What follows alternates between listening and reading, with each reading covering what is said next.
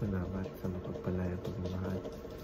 Welcome to our 365 Daily Devotion of Alexander Gomez from Batch 3.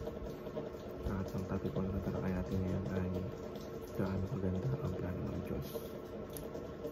Ngayon po ang ating pag-aaralan ay tungkol sa Deuteronomy chapter 32 verse 4. At buksan po natin ang ating puso't isip sa magandang salita ng Diyos.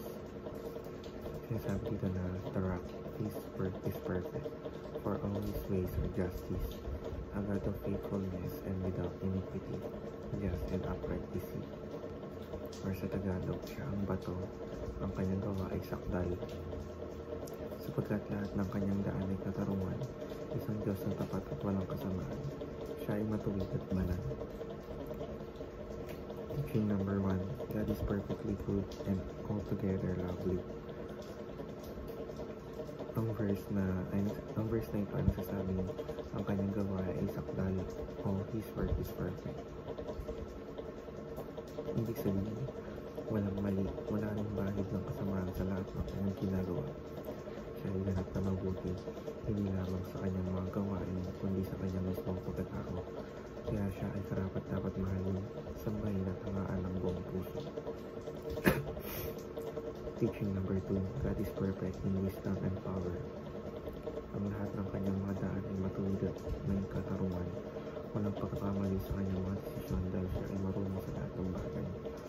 Bukod dito, may kakayahan siyang maisakatuparan ang lahat ng kanyang layunin sapagkat siya ay makapangyarihan.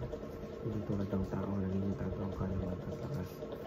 Ang Diyos ay walang hanggan sa kapangyarihan at talino.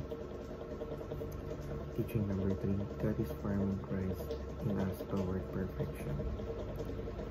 Bilang mga taga-sunod ni Kristo, hindi tayo iniwan ng Diyos sa ating dating pagkatao. Sabi, patuloy na tayo binabago upang maging kawani si Kristo sa kanyang ganap na anak.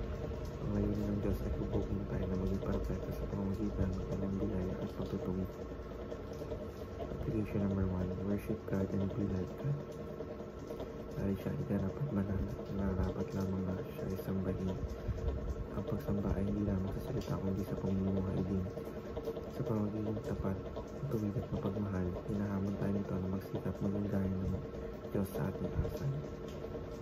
Application number 2, imitate Jesus as God sanctifies us.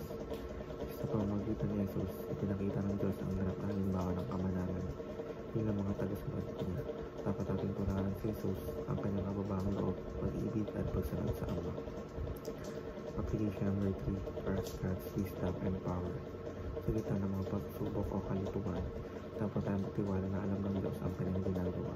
Hindi siya nagkakamali. Maaaring hindi natin agad maunawan ang kanyang mga hakbang, pero sa huli makikita natin ito ay para sa ating kabutihan at ikababuhay. Yun lamang po ang aking devotion.